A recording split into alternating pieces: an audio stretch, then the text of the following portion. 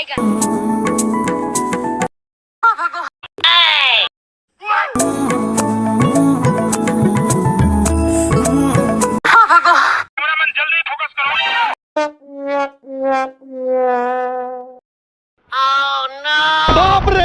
क्या है?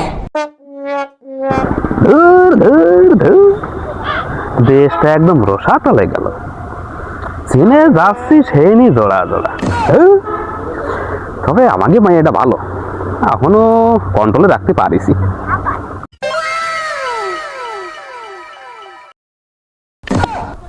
মনি কাকু এনে কি এতেছিস? ওকেটা কার সাথে ঘুরতেছিস? আচ্ছা